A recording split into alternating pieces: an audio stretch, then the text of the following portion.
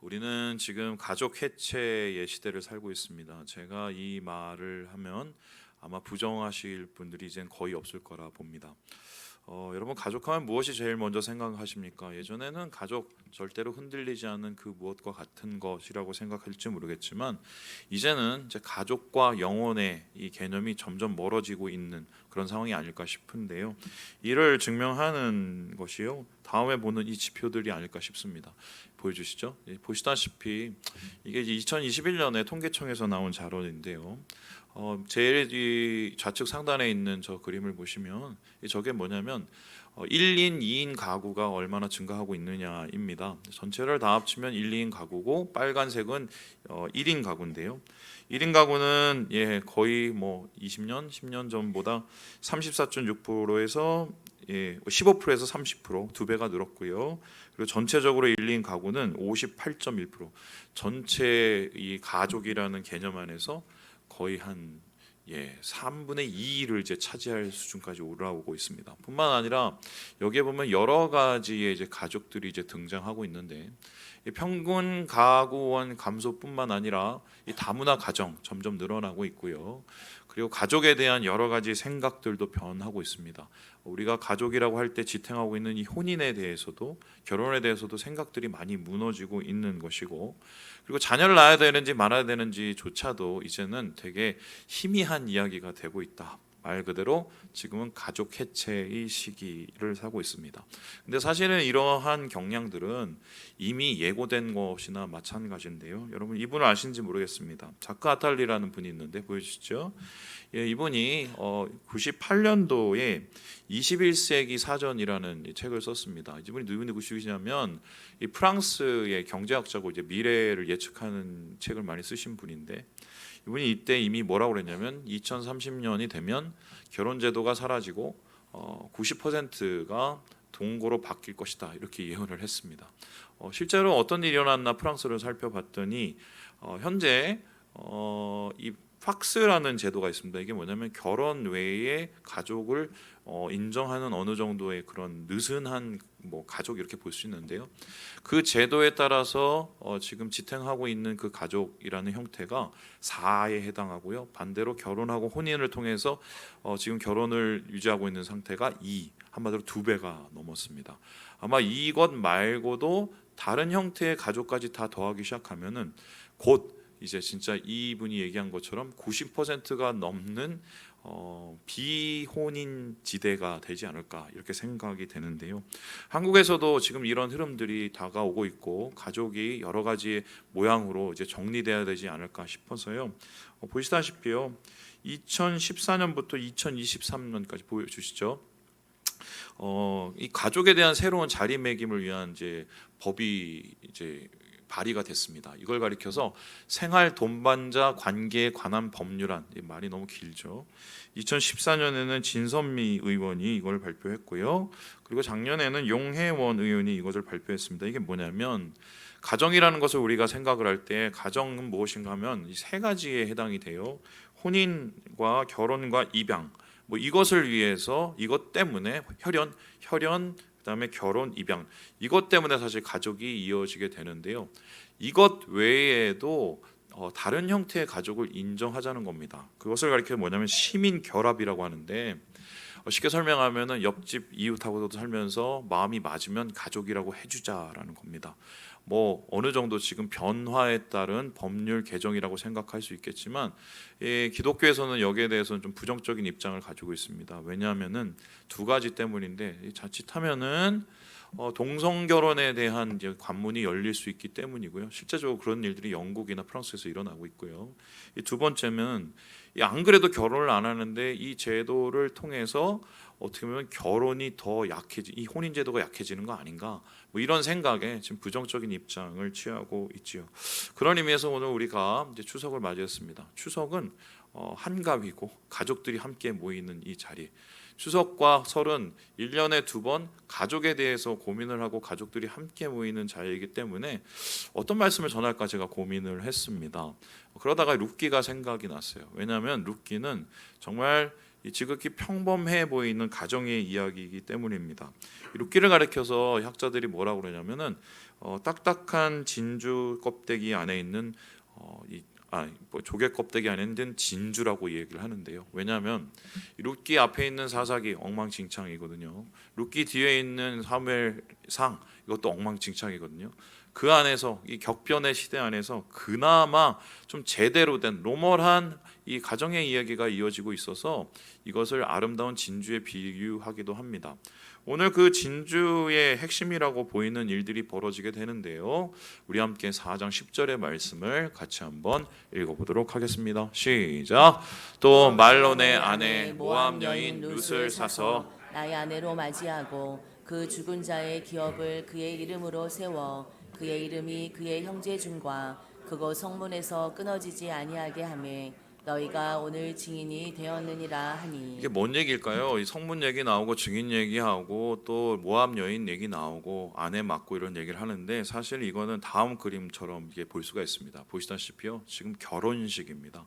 실제로는 이제 고엘 제도라고 얘기하는 이 소위 말해서 기업을 무르는 자리이기도 하지만 뿐만 아니라 거기에 따라서 보아스가 룻이 지금 사람들 앞에서 정식적으로 부부라고 공인을 받는 한마디로 결혼식을 하고 있는 것입니다.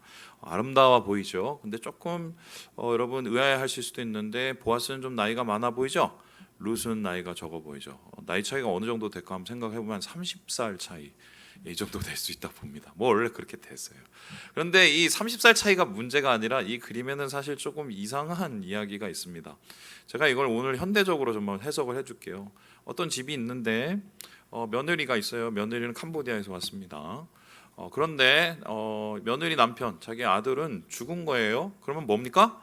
과부예요. 애가 없는 거죠. 그런데 갑자기 어느 날 며느리가 왔습니다. 애가 생겼대요. 애 아빠가 누구냐고 물어보니까 같은 동네 사는 친척입니다. 오늘 얘기가 바로 그거예요. 그러면은 지금 이 가족은 어떻게 되냐면은 며느리하고 시어머니는 아무런 관계가 없는 사람입니다. 그죠? 그리고 부인이 되는 사람하고 남편인 애 아빠가 되는 사람하고도 별로 관계가 없는 사람이에요. 전혀 관계가 없는 세 사람이 모여서 이것을 가리켜서 가정이라고 얘기하고요. 이 가정을 가리켜서 뭐냐면 이스라엘의 어쩌면은 가장 따뜻해 보이는 그림이라고 오늘 성경은 우리에게 이야기를 하고 있죠. 우리가 겉으로 보기엔 되게 이상해 보이고 겉으로 보기엔 되게 모범적이지 않아 보이는데 이것이 어떻게 이상적인 가정이라고 할 수 있을까? 근데 실제적으로 한번 생각을 해보면 멀쩡해 보이는 가정인데 실제로 그것을 들여다보면 전혀 멀쩡하지 않은 이상한 가정이 성경에는 굉장히 많습니다. 정확하게 표현을 하면은 성경에 나오는 가정 중에 멀쩡한 가정이 별로 없어요. 한번 생각을 해볼까요? 이스라엘이라고 얘기하는 이 야곱의 가정 생각해 봅시다. 애가 남자애만 12이었습니다. 여자애는 1명 이상이었죠. 근데 그 가정 아내가 둘이었습니다. 근데 그 가정 어떤 가정이었습니까?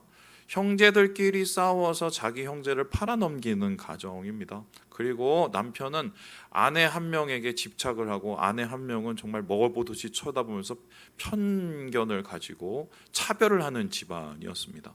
결국 이 가정이 엉망진창이 될 수밖에 없었는데 이 가정을 가리켜서 이스라엘의 모태인 이스라엘의 민족을 이루는 12지파라고 얘기를 하죠.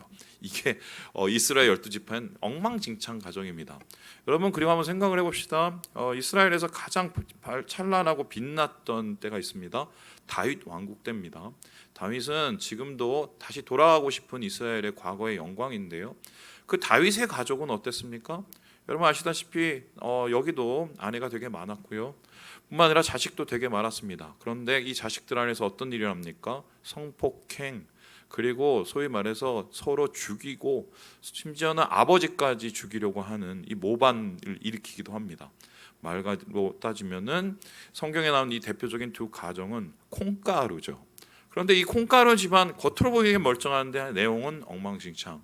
그런데 오늘 이 르세의 가정은 겉으로 보기에는 콩가루인데 안에 보면 뭔가 진주. 도대체 그렇다면은 무엇이 다르기래 성경은 이 르세 가정을 이렇게 높게 평가하고 르세 가정을 통해서 우리에게 가정의 의미를 어떻게 던지고 있을까? 오늘 여러분과 함께 이것을 찾아보려고 하는데 그래서 저는 이렇게 생각합니다. 오늘날 무엇이 가정인가 했었을 때 이것만큼은 있어야 된다. 이것만큼은 있어야 가정이 가정다울 수 있다. 이것을 말씀 속에서 세 가지로 살펴보려고 하겠습니다.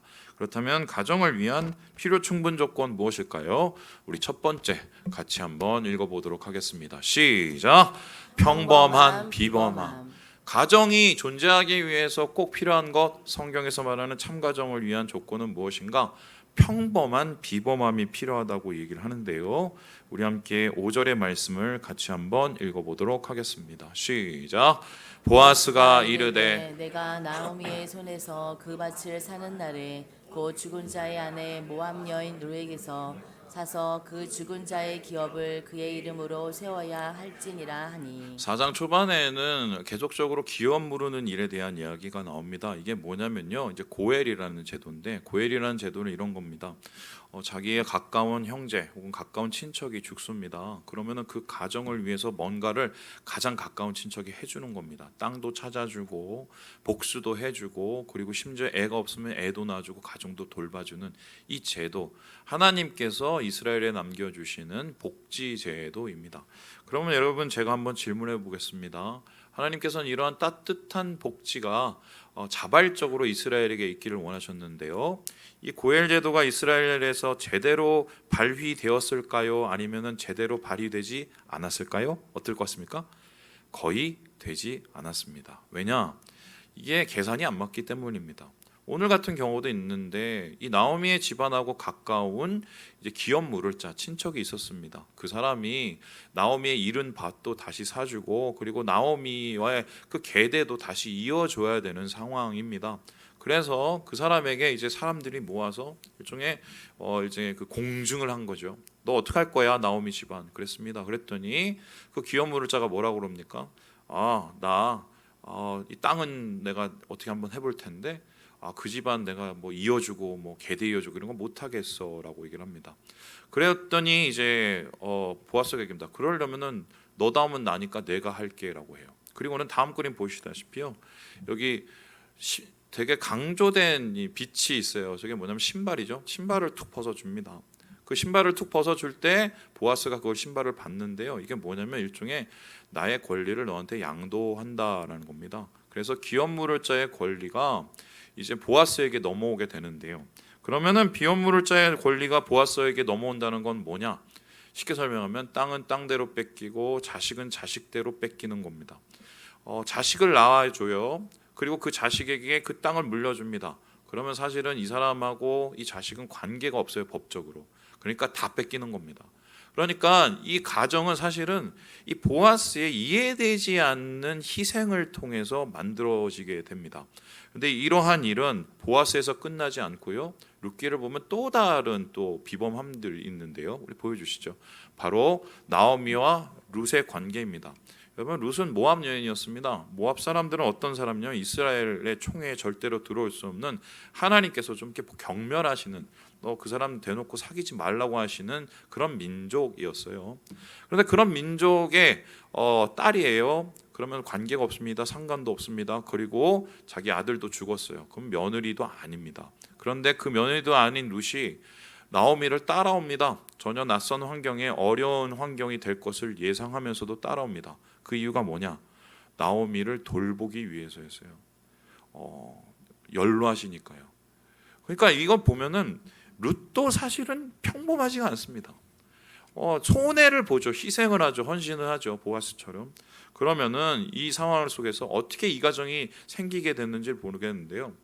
여러분, 가정이 평범해지려면은 평범하지 않는 일을 해야 됩니다. 그거 아세요?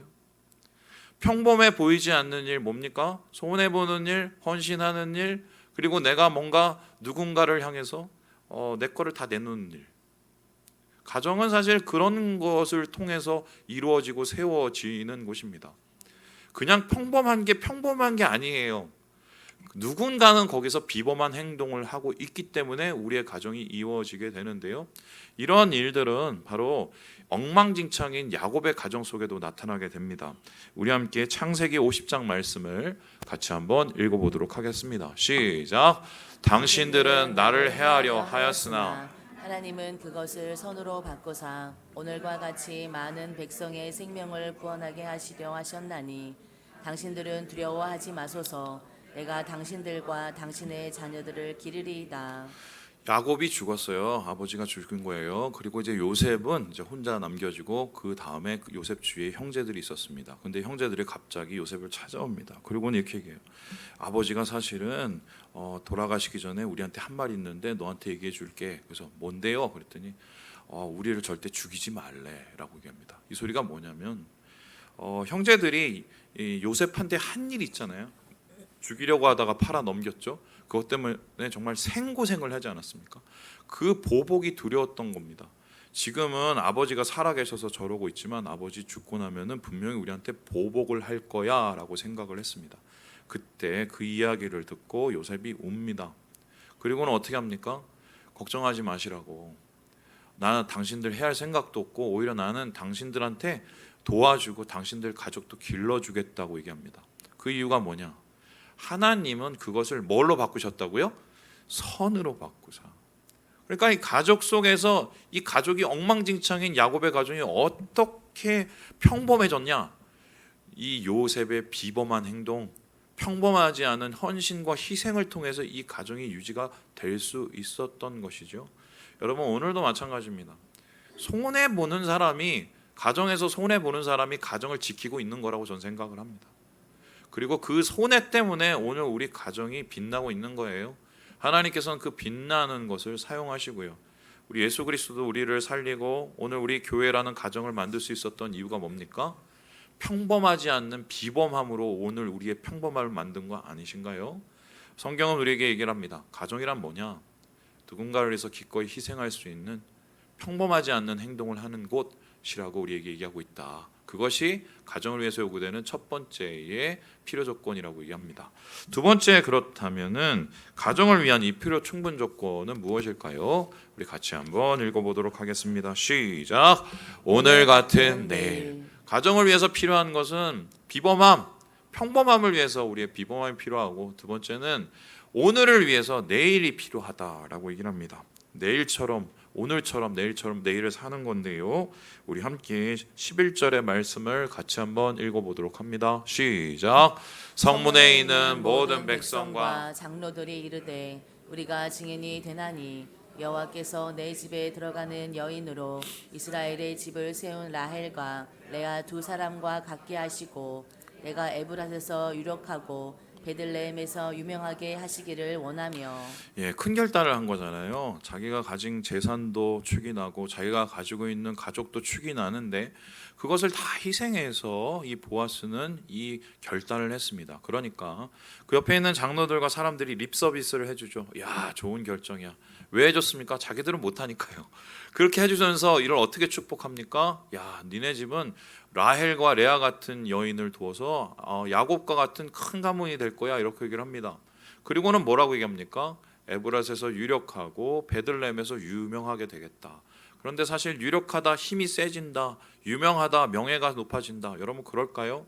지금 이 보아스는 이 결혼하고 나면은 손가락 빨아야 될지도 모릅니다. 그런데도 불구하고 보아스가 이 결혼을 하게 된 이유가 무엇일까요? 생각을 해보면 이 결혼은 당장 오늘을 위한 것이 아니기 때문입니다. 오늘을 위한 것이 아니라 내일을 위한 설계이기 때문이에요. 여러분 가족이 무엇입니까? 당장을 위해서 존재하는 것이 다 가정이라고 저는 생각하지 않아요. 가정은 내일을 위해서 살아가는 곳입니다. 왜냐하면 나에게서 이 가정이 끝나는 것이 아니라 나로부터 누군가에게 이어지는 이 이야기, 하나님의 은혜가 이어지는 이 이야기가 나타나고 있기 때문입니다. 그래서요, 오늘을 위한 희생 같지만 그 희생은 내일로 이어지고요, 그 내일로 이어지는 희생은 바로 우리 자손 대대로 하나님의 영광을 나타내는 것이 된다. 이러한 것 때문에 보아스는 결단을 하게 되고요, 이 보아스의 결단에 의해서 어떤 일이 이루어집니까?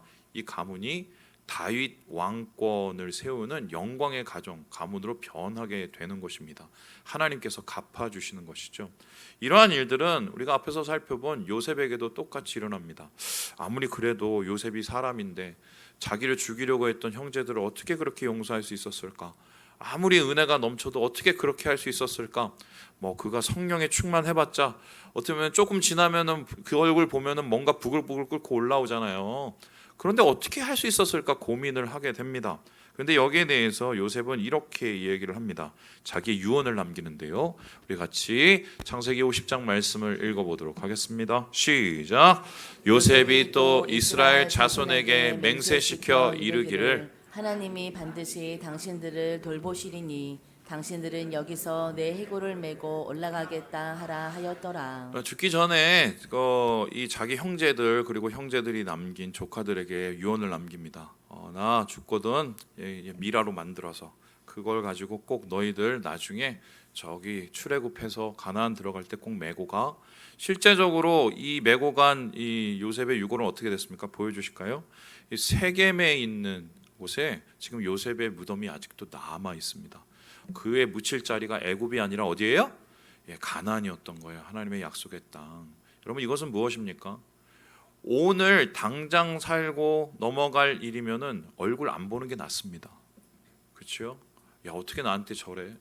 어떻게 나한테 이래? 뭐 이런 생각하기 시작하면 계산하기 시작하면 안 보는 게 낫습니다.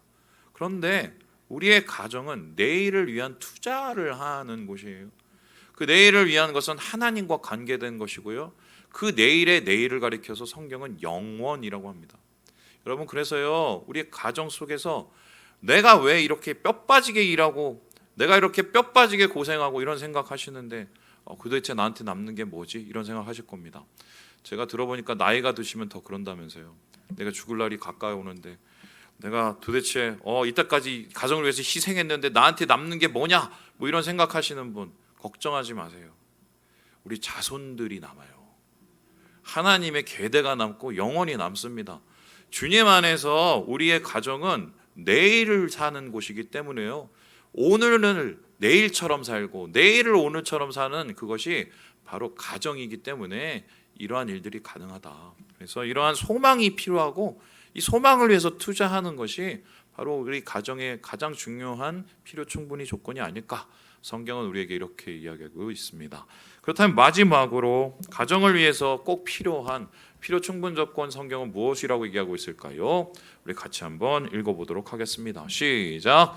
행동 같은 말. 비범함이 필요하다. 희생이죠. 소망이 필요하다. 오늘 같은 내일 살아야 되고요. 그리고 이 가정이 성립되기 위해서는 행동 같은 말이 필요하다. 이건 무슨 말씀일까요? 우리 함께 18절의 말씀을 3장 18절 읽어보도록 합니다. 시작. 이에 시어머니가 이르되 내 딸아 이 사건이 어떻게 될지 알기까지 앉아 있으라.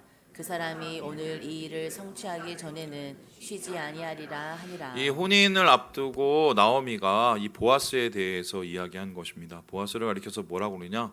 그분이 쉬지 않을 거야. 분명히 성취하도록 일을 할 거야. 그러니까 너는 마음을 잘 지키고 있어. 이렇게 이야기를 하고 있습니다. 실제적으로 이 보아스라는 단어의 이름이 뭐냐면 신속하다, 빠르다는 건데요. 지금 언어 유희, 워드 플레이를 하고 있는 것 같아요. 근데 이 이후에 어떻게 됐습니까? 정말 이 보아스는 자기가 말한 것을 해결하고 자기가 말한 것을 책임지기 위해서 뛰어다닙니다. 그리고 사람들을 모으고 거기서 사람들에게 증언을 하고 자기가 기업 물을 자가 되고 그리고 그 말한 것을 이루기까지 합니다. 여러분 말을 해도 그냥 남 상처 주는 말 하는 것보다는 따뜻한 말 하는 게 낫지만 그보다 더 중요한 건 행동을 말같이 하고 말을 행동같이 하는 겁니다. 무슨 말씀인지 아세요? 말만 하는 것이 아니라 가족을 위해서 뭔가 따뜻한 거를 하나라도 해야 여러분 그게 진짜 우리의 가정을 아름답게 만드는 것이 아닌가. 여러분 가정에서 제일 필요한 것 가정을 가리켜서 가정이 왜 필요한가? 나는 위로가 필요해 라고 생각하죠. 가정은 뭐 위로를 받아야 되는데 위로가 안 돼, 위안이 안 돼 이런 얘기 하시죠. 자 그럼 위로가 뭘까요? 위로를 가리키는 영어 단어는 comfort입니다. 근데 이 comfort를 분해해 보면 come과 fort예요. 근데 come은 뭐냐면은 함께라는 뜻이고요. fort라는 것은 힘이라는 라틴어입니다. 그러면은 위로, 실제적인 누군가에게 위로가 된다는 건 뭐예요? 그에게 함께 힘이 돼주는 거예요. 그러면 가족이라는 것은 어떻게 되느냐? 어떻게 하면 위로가 되느냐? 나는 항상 위로 받기만 원하잖아요. 누군가에게 내 가족 구성원에게 힘이 돼주기를 원합니다. 제일 바보 같은 사람이 밖에 나가서는 그렇게 잘하고 집에 와서는 엉망진창으로 하는 사람입니다. 할렐루야. 안 돼요. 뭐라도 하나 힘이 돼주는 것들을 해야 돼요. 그게 가정이에요. 그걸 통해서 하나님께서 영광을 받으시기 때문인데요. 여러분, 우리 하나님, 왜 우리가 하나님을 가리켜서 믿을 만한 분, 사랑이 많은 분, 인자하신 분이라고 얘기합니까? 여기에 대해서 시편 기자는 이렇게 얘기하는데요. 우리 함께 121편 같이 한번 읽어보도록 하겠습니다. 시작. 이스라엘을 지키시는 이는 졸지도 아니하시고 주무시지도 아니하시리로다. 한마디로 하나님을 가리켜 뭐냐면, 하나님은 열심히 나를 위해 일하시는 분, 행동으로 보여주시는 분, 말씀으로만 하는 분이 아니라는 겁니다.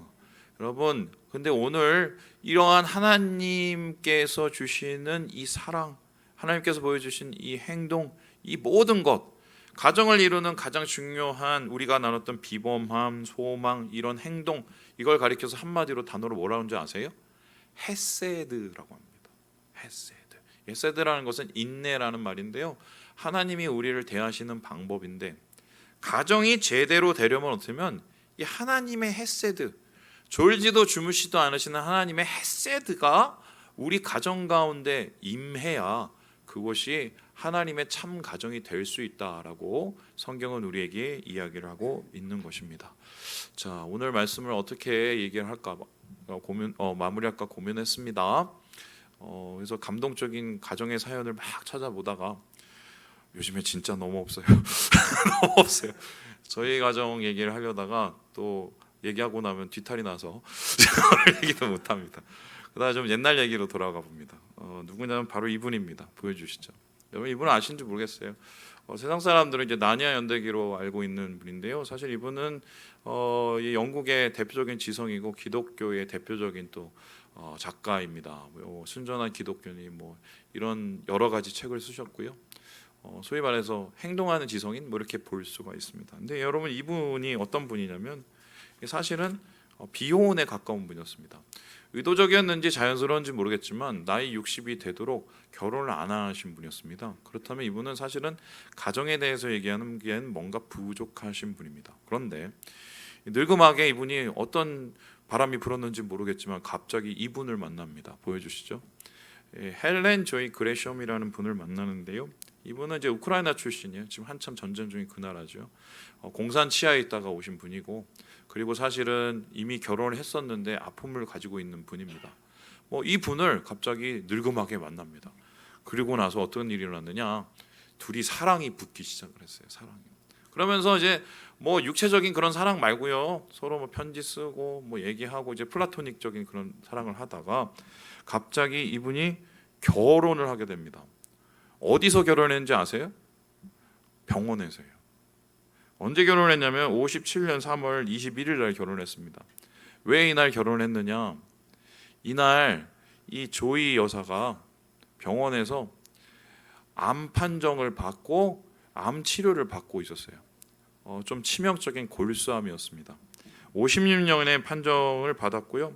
그 다음 해에 고민을 하고 혼인을 해야겠다 결정을 하고 침상에서 침상 결혼을 한 겁니다.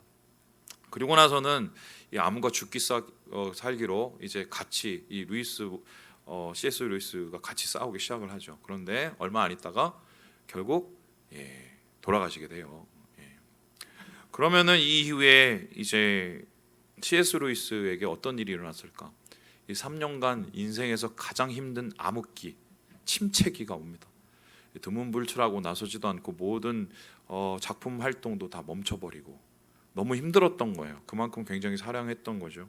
심지어 나중에 어떤 내냐면 골다공증까지 오고 스트레스가 심해서 질병 때문에 탈진하게 돼서 아무것도 할 수 없는 말 그대로 그림자 같은 삶을 살게 되었습니다.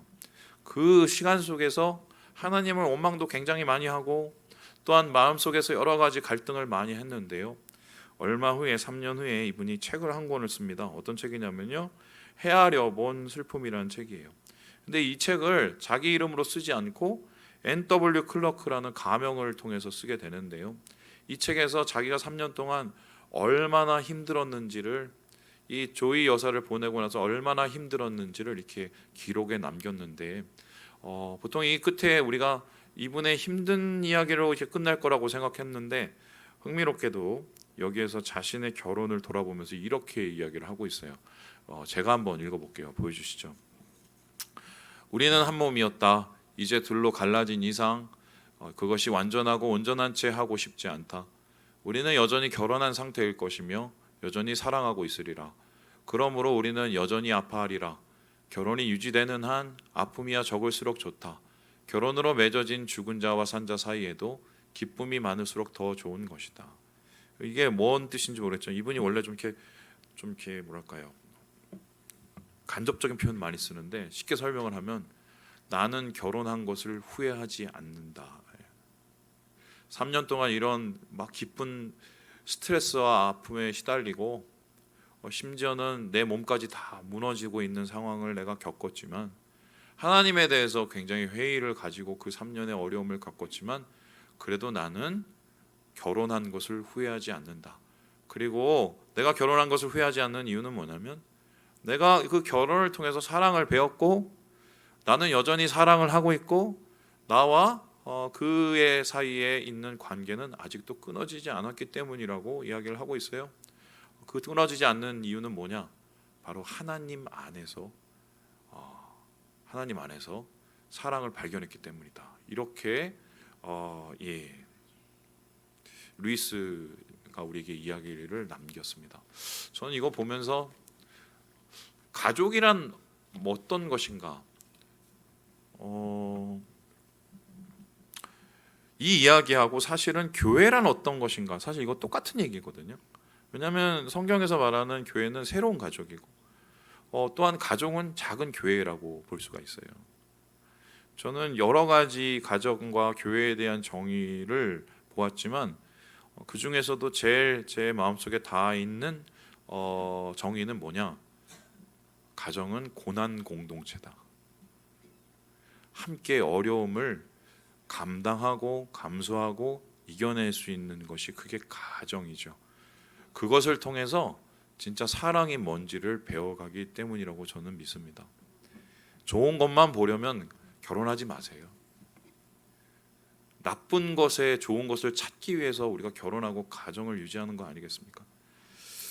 그래서 저는 오늘 말씀 마치면서 이 말씀으로 마무리하고 싶은데요. 우리 고린도전서 너무 잘하는 말씀 읽고 마무리 보겠습니다. 시작.